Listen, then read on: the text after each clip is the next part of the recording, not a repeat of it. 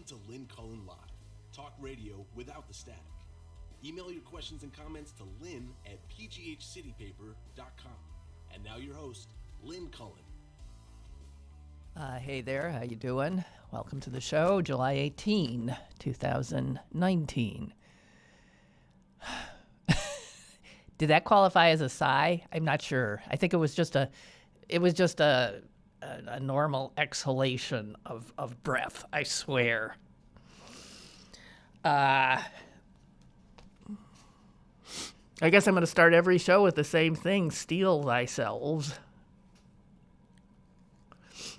Oh, God, my nose. Pace thyself. I don't know. And I mean that so sincerely. I don't know. I wish I did.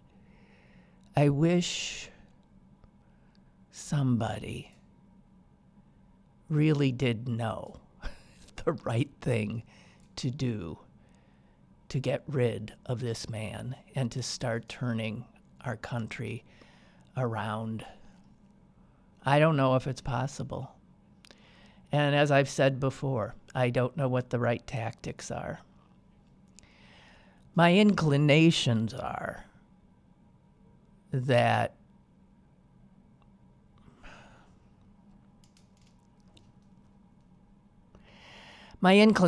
tend to be more moderate than, for instance, the Squad.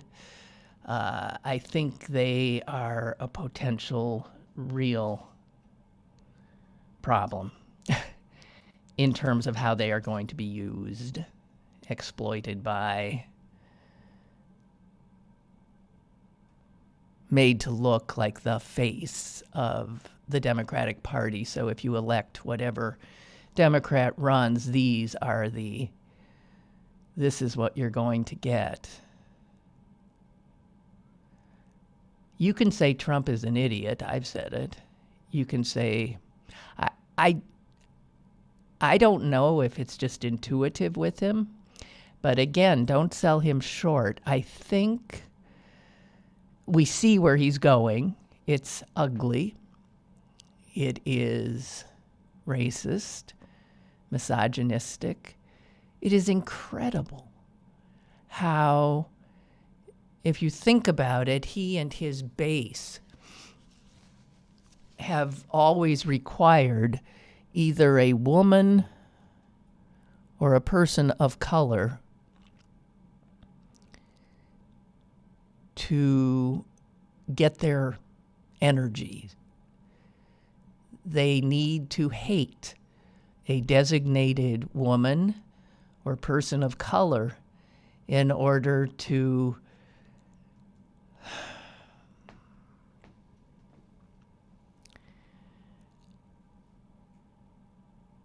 So it was Hillary, lock her up. And to a certain extent, it was Pelosi. She was one of the women he was always trotting out to talk about scary people, although he never went full throttle on her. And now he's found his target. It's mostly going to be the dark woman born in Africa, Muslim, never see her hair. She wears strange things on her head.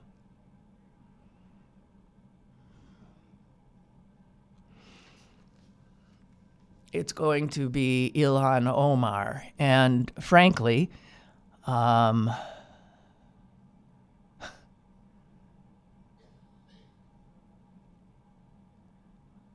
I think she'll do very well for his purposes.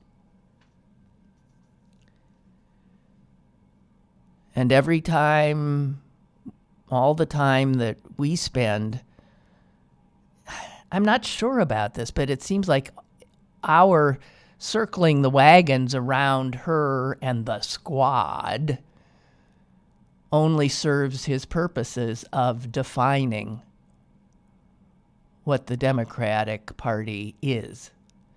Never mind that they represent a minority of the party, without a doubt. They are to the left of most Democrats.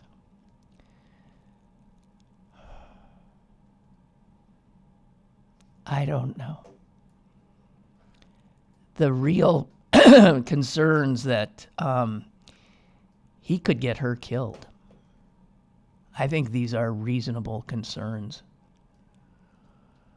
To stoke the hate, to disseminate the lies about her. I don't know if you saw that he floated the idea yesterday, I believe, that she married her brother. Yeah. He said something like, I don't know, but I've heard, which is how he will always, put something out there that has absolutely no factual backing. Yeah, I've heard she married her brother. Man, by the time he's done with her, she will be unrecognizable as a fellow human being, which is the idea. Send her back. What is it with the power of 3 words? Lock her up. Send her back. 3 words. The middle one, her. Always. The target, a woman. This time he got a twofer. A woman and a person of color. Lock her up, send her back. And where did it come from, send her back? Did it spontaneously arise from that crowd?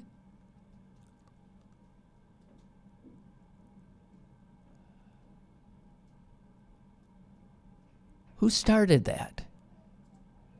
Plants throughout because they would want something nice and easy, like a bumper sticker, lock her up, send her back. And this is what we're going to be hearing now until Election Day. A year and a half.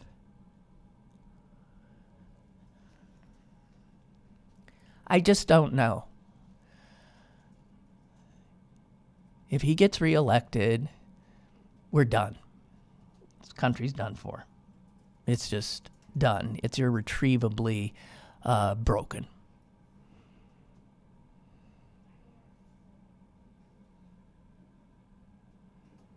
It's a pretty short run. How old are we?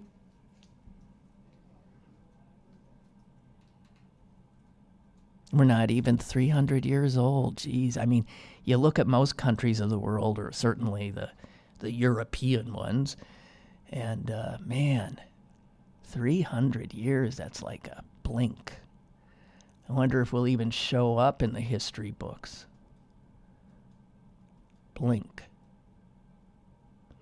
Remember the first time you heard that this country was some kind of experiment?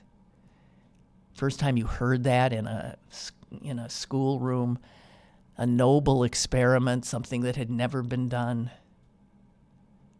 And how proud we were about that. And how proud we were of our documents, the paper that we base this country on, its promise. Not always met, certainly, but a great, great goal to shoot for. And I always took comfort in the fact that little by little, we moved forward in my lifetime, in your lifetime. We move forward.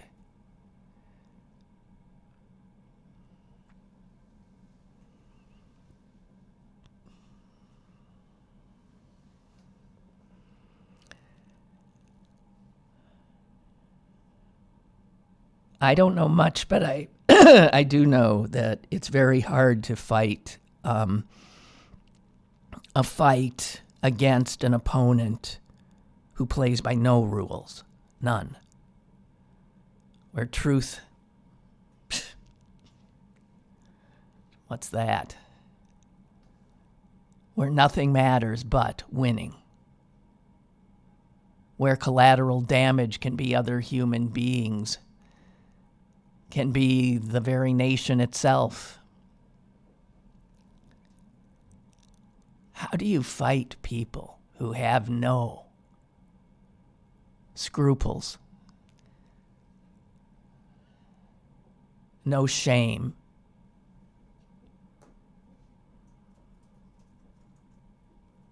no conscience? How do you fight them without becoming them?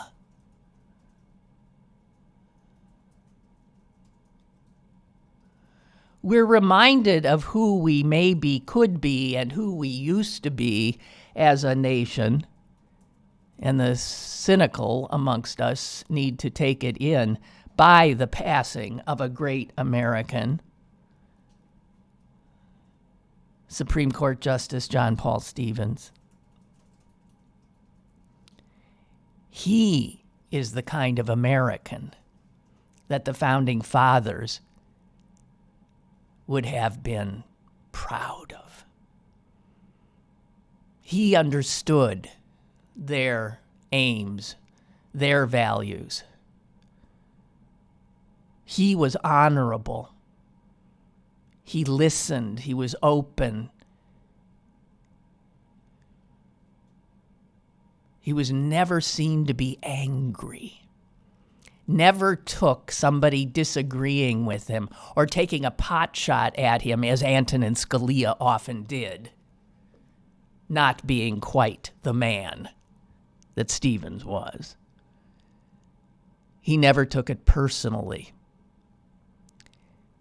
And here we now are being taught by the president and by others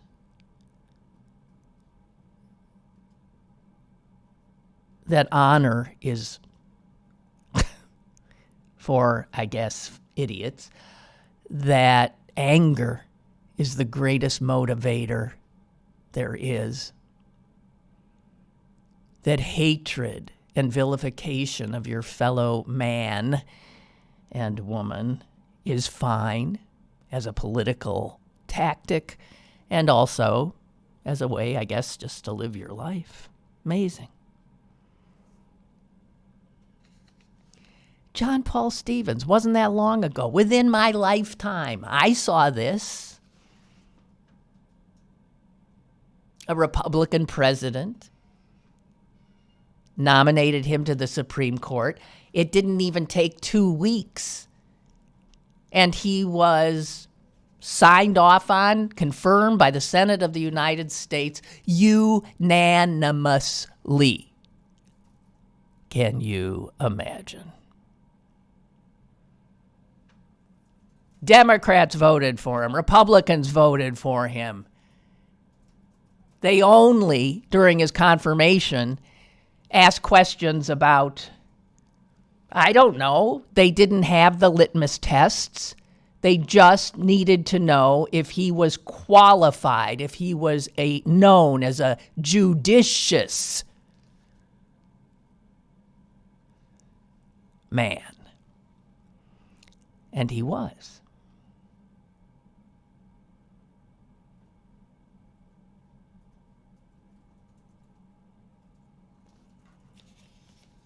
All of that seems like a fairy tale now.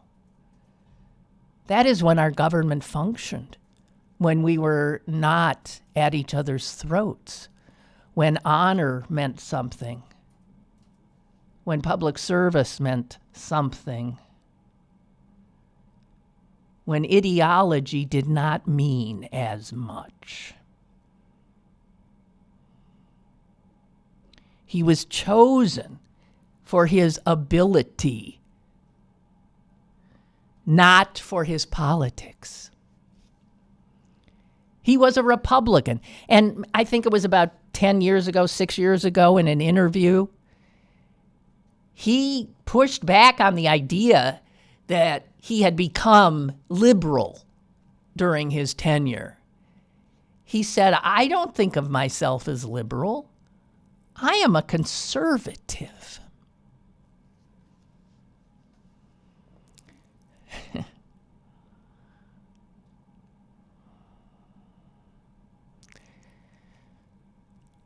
Shows how far off track we've gotten. Gerald Ford, when he nominated him, said he was the finest. All I was looking for was the finest legal mind I could find. And you could make the case he found the guy. Not too many years later, I recall George H.W. Bush saying the same thing. I am only seeking the finest judicial mind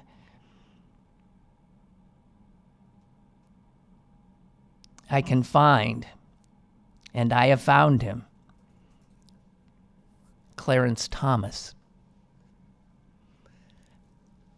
And I remember howling when he said it because it was a lie. Nobody thought Clarence Thomas had the finest legal mind, but he checked off all the right boxes on the political litmus test.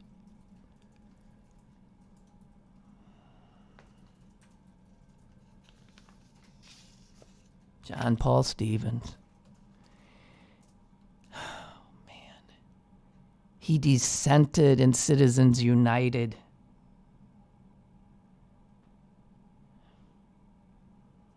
He was appalled by Bush versus Gore that gave Jr. the White House and gave us an Iraq war.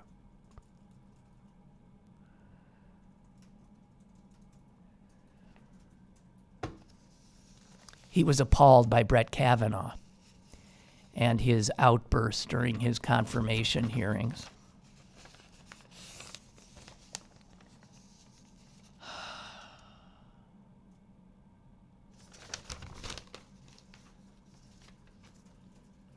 It was easier to be proud of the United States then. And that wasn't all that long ago, not in my sense of time. How far we've come. Yes, and Milton tells us two interesting things. His confirmation hearing was not televised as they are now, but it was the last time that a confirmation hearing for a Supreme Court justice was not televised.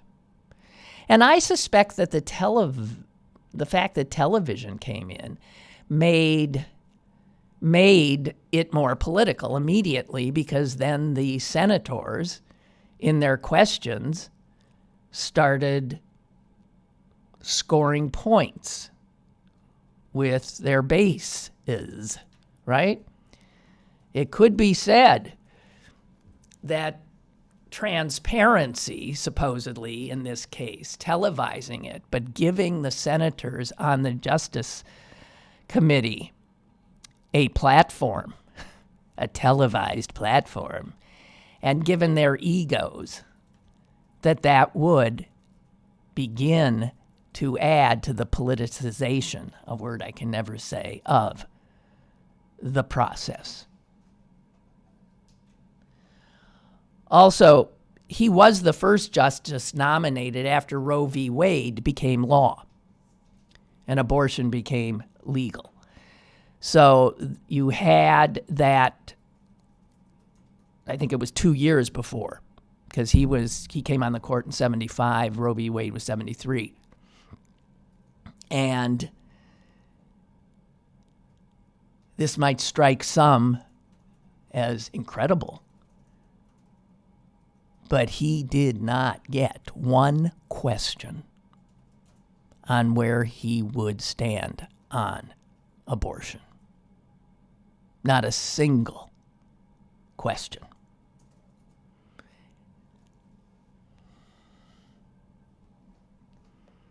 The only question is, are you capable? Are you capable of hearing opposing views, of not allowing your own political biases to get in the way of making a decision based on law? And that is why 100 senators voted he's good to go. But that's not the question anymore, is it? And that's why our court is now tainted.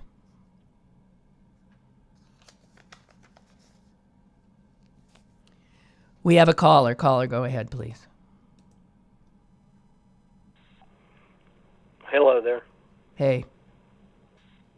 Hey, who came up with the idea of the squad? I don't know. Did I mean, Trump? so we're into, no, they did, the women themselves started calling themselves the squad. So they branded you have themselves. to have 8 people to have a squad. No, So, I agree. I don't like at it least in the either. military. Well, I don't like it either. I think it's silly, but it allowed. Yeah, I boy, don't it like sure it either. plays into Trump's hands, because it's a Yeah, one he word loves now that conjures an image of these, commie, dark-skinned, young pups from God knows where who are going to destroy the country. Right? It's. But and then I wanted to say, Trump's always touting, he's always bragging about the economy and how the greatest in history and all that. How come the Democrats, for one thing, not this past month, it was 220 or something, but the month before that was like 70,000 or something. How could that number go from 70,000 to 220,000? I think the guy plays with the numbers. I really do. I think pretty soon he's going to catch up with him, and pretty soon you're going to see all these bad months come along. I don't know. I think the economy's slowing down, which I'm not wishing it will, but I think it is. And Obama had better averages than him. Why aren't the Democrats saying, listen, dumbass, Obama had his numbers were just better than yours. And he brags that he has the greatest economy. Nobody challenges him on it. Well, he'll be able to run on the economy when he runs this time, because he will have been president for 4 years, and that gives him claim to the economy. He certainly couldn't claim in his first year that was his economy. That was Obama's. But now he reasonably, I suspect, can. Look, I don't know if from the economy, I think another big bubble is starting up, and I also think And it's a low-wage that if you look at economy, these so nobody's jobs, really all feeling these it. job numbers you're seeing, we know what kind of jobs they are. A lot of them are crap. They are just crap. And I'll tell you another thing. I know people with college educations and graduate school diplomas who are working 2 and 3 of these wonderful jobs and don't have benefits with any of them. This is not an my wife, economy she got for laid anybody but the rich. She had to take a pay cut. The jobs aren't out there. It's not out there for him to, and that's where I think he's not. They say, well, he's going to win because of the economy. I don't think so, because I don't think people are really happy with the economy, other than the rich. Now, there are these middle-class people who are doing pretty good. That group's always there. Maybe government jobs, or I don't know. Certain jobs that you're in different positions, they do pretty well. Listen. But I think it's a crappy economy. I do. Well, we all see the economy through our own experience of it. And so when people go to the polls, they don't need people telling them the economy is great. You know in your own household, in your own life, whether it's great or not. And so I don't think the numbers are a driver. It is the reality of how people and feel. It still wouldn't matter. Oh, okay. Thank you for your call. Okay, thank you. Bye.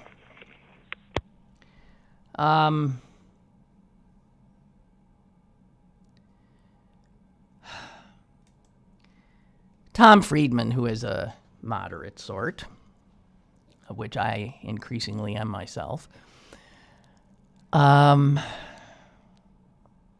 said this because he's worried that the Democrats are going to lose this, sure, slam dunk election. And he says, "Dear Democrats, this is not complicated. Just nominate a decent, sane person. One committed to reuniting the country and creating more good jobs. A person who can gain the support of independents and suburban women who abandoned Donald Trump." He also adds moderate Republicans. I don't think that is even a classification now that makes any sense. No one can be a moderate and be a member of the Republican Party as it exists and for what it stands for now. There are no moderates in the Republican Party. None. And if there are none, they're a bunch of never mind, I won't do it.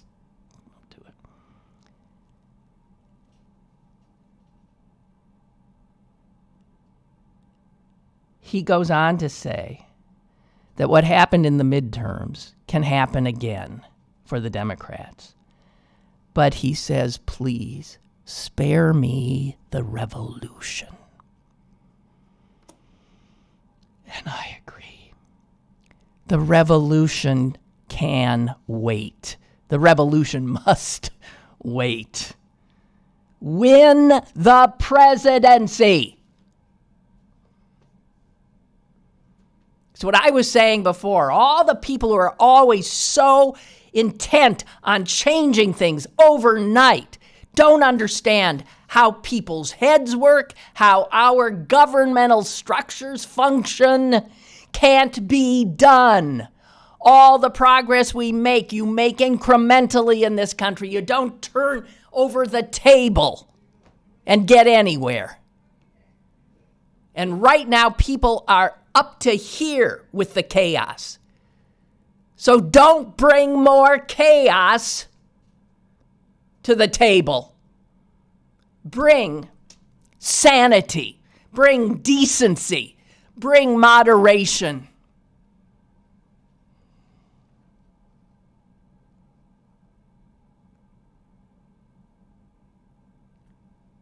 He says the left wants a revolution now. The squad wants a revolution now. He says, I'll give you a revolution. 4 more years of Donald Trump. Because if the Democrats go too far off, and if Trump can tar the entire party with statements from the most left of the Democratic caucus, then we could be in trouble. America is a conservative to moderate kind of a nation. It is.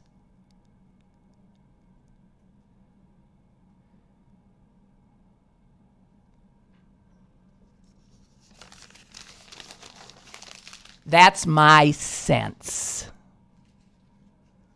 And again, I might be wrong. I don't know.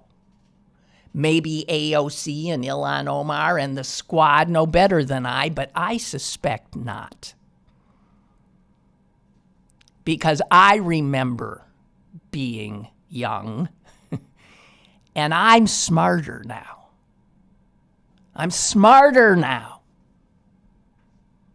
And I'm more patient now.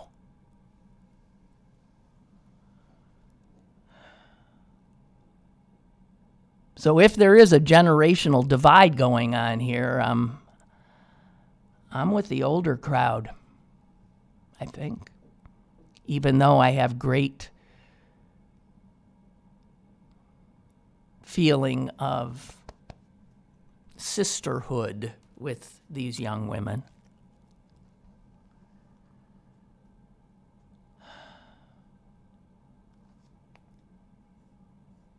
I don't know. For the caller, Milton has sent this. Trump entered office, has been president, working back from Obama's last one. Okay, there have been. Trump has not created as many jobs as Obama did. He's got all the numbers here, but it's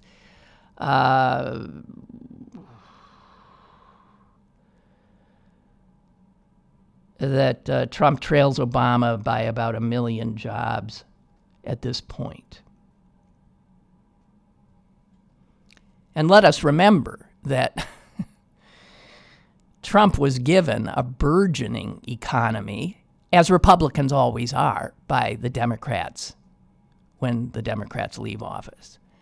And Obama was given an economy in tatters, which is what always happens when Republicans hand off their wondrous handiwork to the poor, beleaguered Democrat who got elected, who spends his entire first 2-3 years trying to fix the mess. You know, I was reminded of that last night, doing my thing of watching old movies. Man alive, have you ever seen Grapes of Wrath?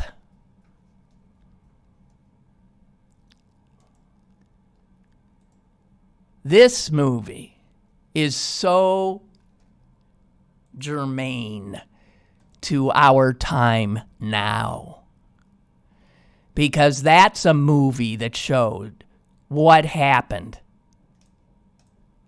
after Republicans held national power for decades. The Great Depression happened. Americans became refugees in their own country. There were caravans of desperate people in our country then, too. They were born here. Many of them thrown off the land that had been in their families for decades and decades and generations because the banks took them over, because they couldn't make their payments, because there was this cataclysm called the Depression. On top of that, the Dust Bowl, the drought. And before they showed the film, the introduction from the moderator was mind-blowing, because it was if he needed to warn the audience. Clearly, somebody said, you better warn the audience or we're going to get a lot of angry emails. So Ben Mankiewicz, who's doing this introduction, says something like, now, in this movie, you're going to be hearing a lot of stuff that's very anti-capitalism. And you have to remember that these were different times. This is pre-Cold War.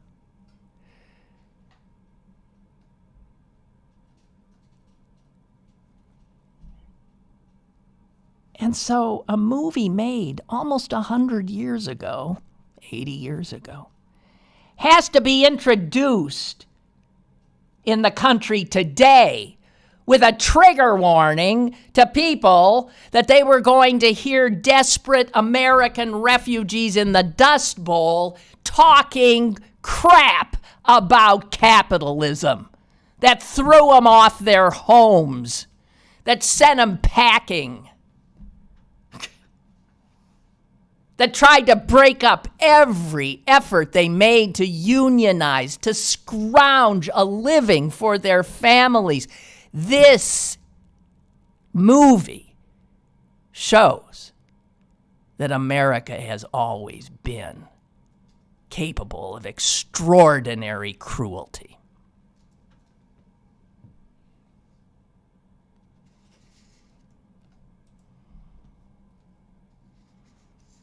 You see in the movie these people,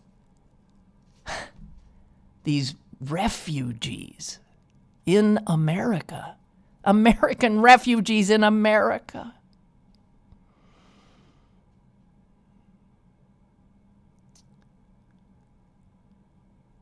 It shows how the bankers and the ranchers screwed them, stole from them, took their labor and paid them nothing. And this movie is history. Didn't make it up. It's history. And you see the commie baiting, the same stuff that we're seeing Trump do and the Republicans do now. They're commies, right? They're commies.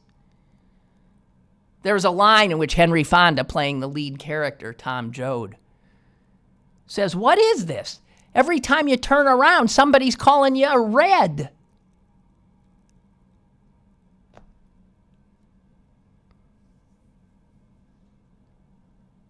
And then another guy who's killed by the police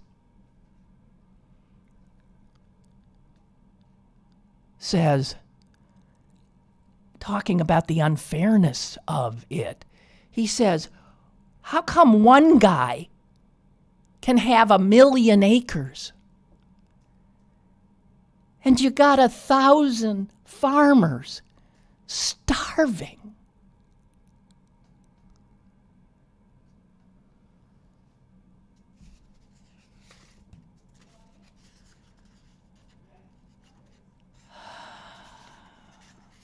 So,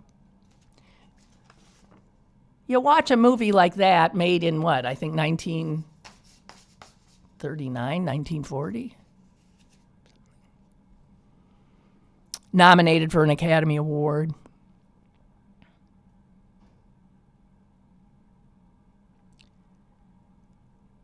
You are reminded of what Republicans in cahoots with capitalists invariably do. And it is amazing that the people of this country allow them to do it again and again and again.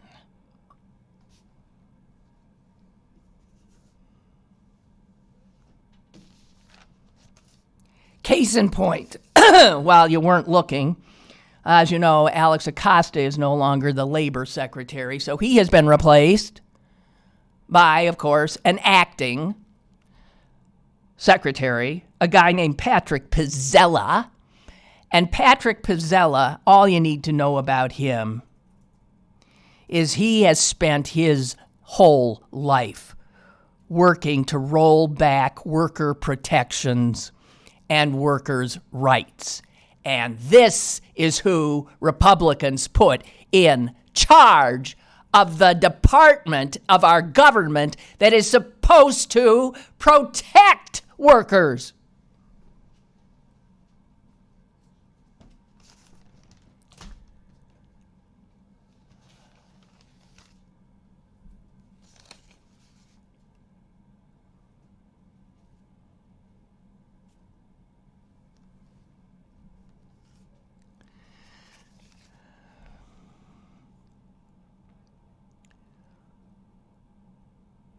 I want to remind you that tomorrow marks the 50th anniversary of the Apollo 11 mission's landing on the moon.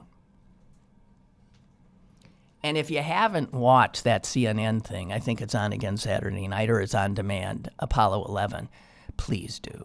It is all documentary. It's all real footage. It's mind-blowingly good. It's part of our history that you can be proud of. And the thing you realize when you reacquaint yourself with that extraordinary event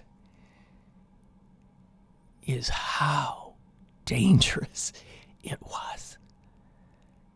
They were attempting to do something so audacious, something that had never been done before. So one little error, and those men would have been left on the moon to die.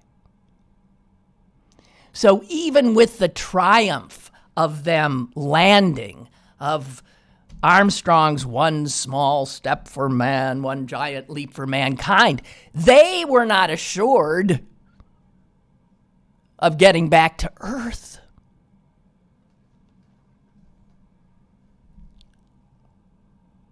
There's a thing in it that is so mind-blowing. As they're sitting atop this extraordinarily huge Atlas rocket, about to leave the Earth, perhaps forever,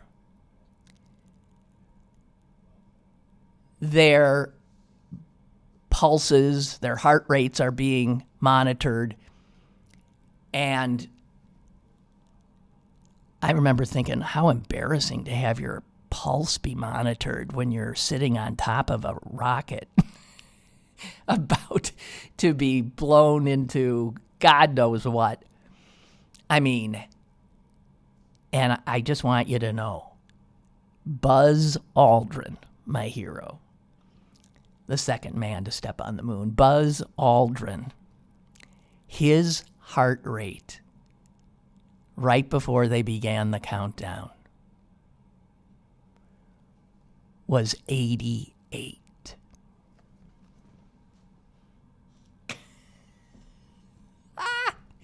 It's a wonder he didn't take a nap. It was 88. That's why I had the hots for him, I'm telling you. But here's the thing. The only thing that marred that was, of course, Richard Nixon was the president, and he got to, talk to him while they're on the moon and all that kind of stuff. But stop and think. What if there'd been a disaster? What if they landed on the moon and couldn't get off? What if they crashed into the moon? What if they missed the moon altogether and went hurtling into space? What if? And we have come to know that these extraordinary tragedies do happen. So there was a speech written for President Nixon in the event that Apollo 11 went wrong. And the guy who wrote it was the guy who wrote most of his stuff, a guy who later became a New York Times columnist, William Safire. And I wish I had the whole speech here, but I got little bits. First of all, Safire not only wrote a speech for him, but he wrote up instructions that should be taken in the event that these guys were lost. And his instruction says that the president should immediately call the widows to be. Safire was a stickler for language, and he was thinking, what do I call? They aren't widows because these guys are still. So he called them widows to be. The president should, first of all, call the widows to be. At a certain point, NASA would end communications with the astronauts. And he said, and then some clergyman should conduct the equivalent of a burial at sea.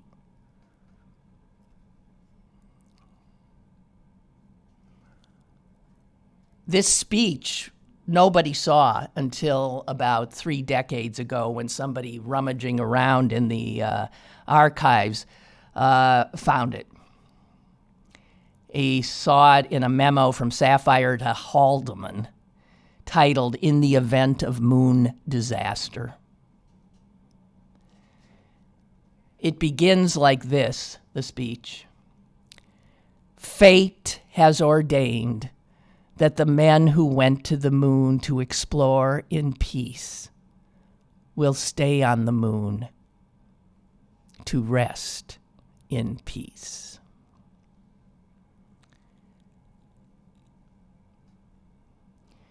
And it ends, for every human being who looks up at the moon in the nights to come will know that there is some corner of another world that is forever mankind.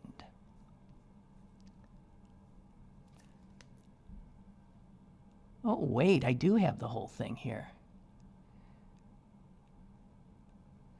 These brave men, Neil Armstrong and Edwin Aldrin, know that there is no hope for their recovery, but they also know that there is hope for mankind in their sacrifice.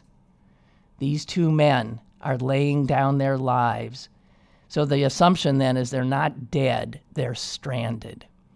Are laying down their lives in mankind's most noble goal, the search for truth and understanding. They will be mourned by their families and friends. They will be mourned by their nation. They will be mourned by the people of the world. They will be mourned by a Mother Earth that dared send two of her sons into the unknown. In their exploration, they stirred the people of the world to feel as one. In their sacrifice, they bind more tightly the brotherhood of man. Others will follow and surely find their way home. Man's search will not be denied, but these men were the first, and they will remain the foremost in our hearts.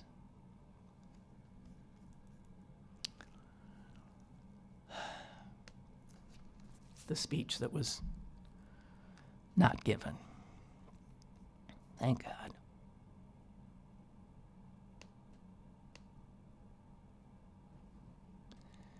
Lou writes, just listening to your correct evaluation of The Grapes of Wrath. By the way, that won the Pulitzer Prize in literature for John Steinbeck. And I recommend that movie. It is powerful as all get out. Wow. They don't make movies like that anymore. They really don't.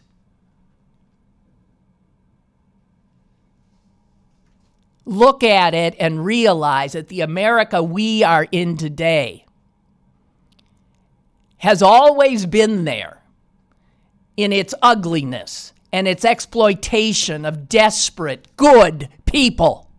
In this case, actual American people. They were even white people. They were Christian people. And we treated them like we're treating these desperate people who try to come to our shores now. We stuck them in camps where there was not enough food, not enough shelter, not enough water. We surrounded them by guys with guns. We killed them.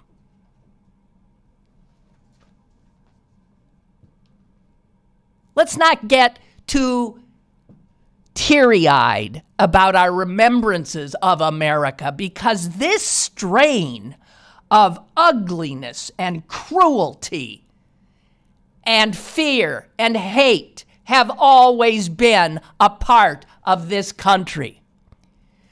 We do okay when we have leaders who pull us in the right direction, away from the hate, away from the fear, and attempt to bring us together.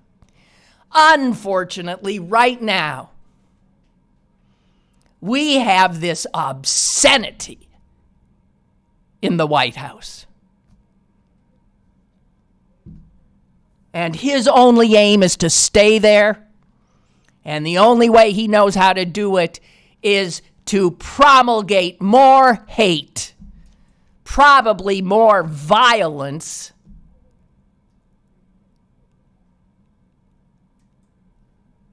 and he could destroy us. I remember a historian once saying, America has always been so lucky. In our darkest times, somehow, an extraordinary leader has arisen.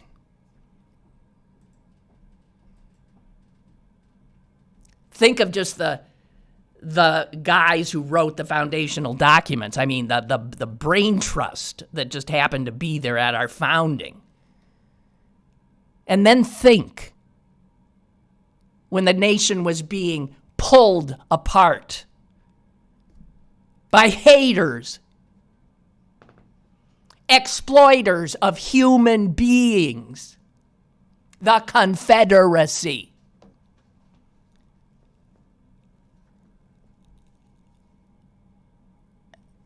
An unlikely man arose, and the people wisely elected him. Abraham Lincoln brought us through that horror. Of course, was killed for it.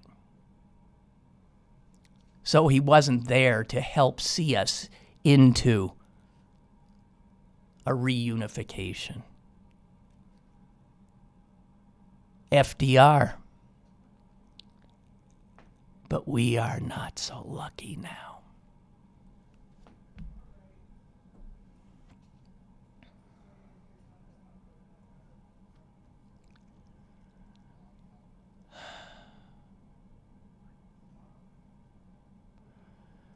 Lou writes, just listening to your correct evaluation of the Grapes of Wrath, especially in light of today's economic inequalities, can you find an easy answer as to why young people with a life ahead of them are thinking about revolution?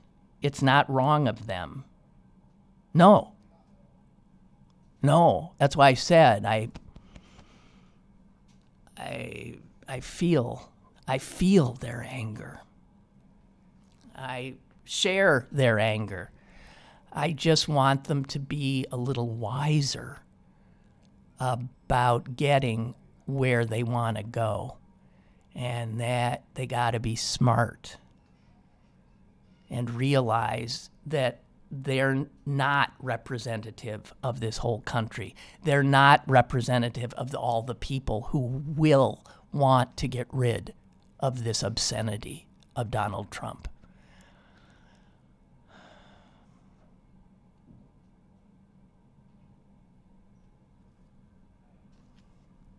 I don't want to be seen as denigrating them. I think they're wonderful in many ways. Ilhan Omar, I think, is a little bit of a. I hope she can handle this. I feel for her.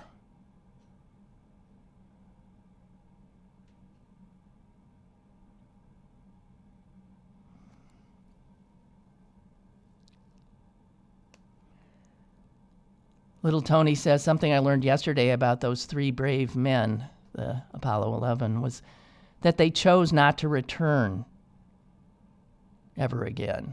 My goodness, can you imagine the courage they possessed to do what they did when so many things could have gone wrong? No, I can't. I can't. God forbid they would have had my heart rate. It would have been, my heart probably would have just exploded.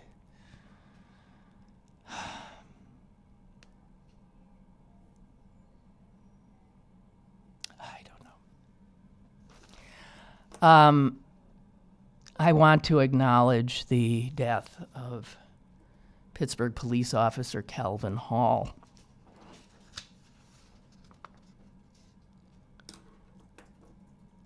And I also had wanted for the last few days to acknowledge the lack of federal charges against the police officer who killed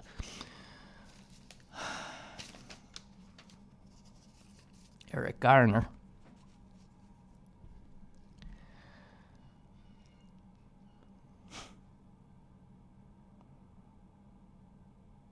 Black men want a cop. Want a guy just selling some cigarettes on the sidewalk. Neither should be dead. No justice will bring either back.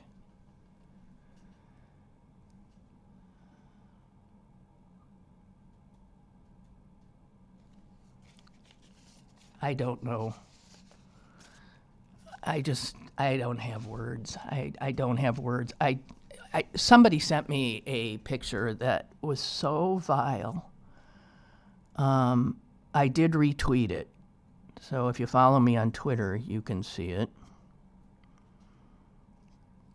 I couldn't believe my eyes when I saw it. It was 3 white guys smiling, happy as hell, hearing that no charges, I guess, would be filed. One's carrying a banner thanking the New York cops. And they're all wearing the same T-shirt. And it's the T-shirts that took my breath away. They're all wearing T-shirts that say, "We can breathe."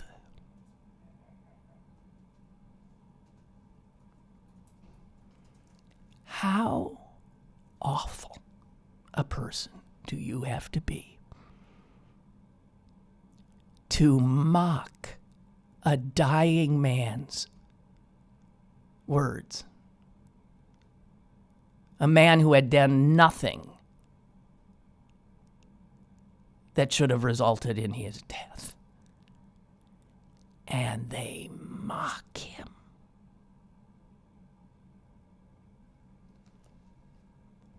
We can breathe.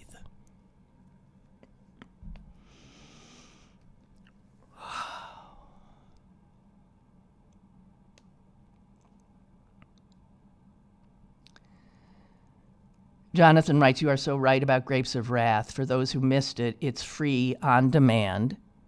Please watch it. Wow. And on the TCM website and also on the Watch TCM app. Grapes of Wrath. Incredible.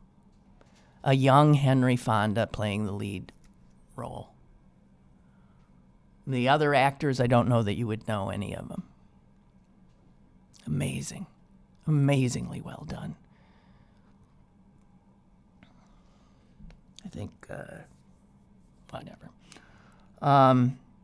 And Jonathan also says, and for those who want to see Apollo 11 on the big screen, it's playing at the Parkway Theater in McKees Rocks beginning next Wednesday. Okay. And is it at the Science Center too, by any chance? IMAX? That'd be even better. I have no idea. And I really, it is incredible. It's history the way history should be taught. It's just, it really is amazing.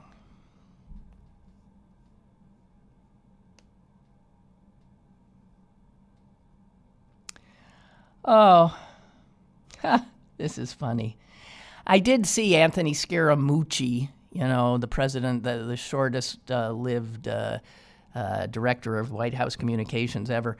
Anthony Scaramucci on CNN, I think yesterday or the day before, just flat out saying that what Trump tweeted was, racist on its face. He said, I don't think the president's a racist. No, he just, I guess, has Tourette's syndrome or something. I don't know what it is. He doesn't think Trump's a racist, but then all of a sudden these racist things just keep coming out of his mouth. But he's not a racist. So Anthony Scaramucci went so far as to say that the words that the non-racist said were racist. And the Palm Beach, Florida GOP disinvited him from speaking at its annual fundraising event. Here is Michael Barnett the chair of the Palm Beach County Republican Party. Scaramucci suggested the president's comments were racist. Our board was infuriated. Oh, and get this, Barnett, who is black.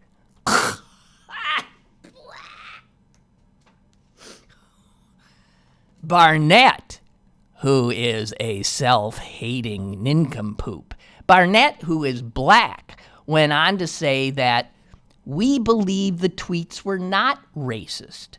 The president is not racist, and that Scaramucci's comments were unfair. That'll teach him. Where was it being held? At Mar-a-Lago? Probably. Jesus H. So, I guess is that it? Oh, God. Oh, God. Yeah, I think I'm done, and time's up. And look at my mic! My mic!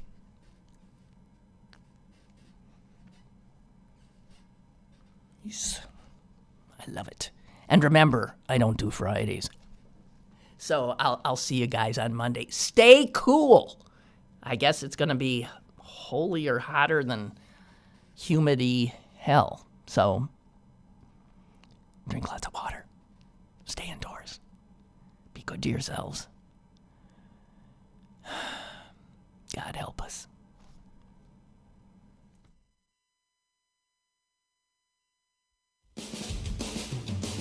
Lynn Cullen Live, Monday through Friday from 10 a.m. to 11 a.m. and archived at pghcitypaper.com. The opinions expressed on Lynn Cullen Live are those of the host and do not necessarily reflect the viewpoints of Pittsburgh City Paper or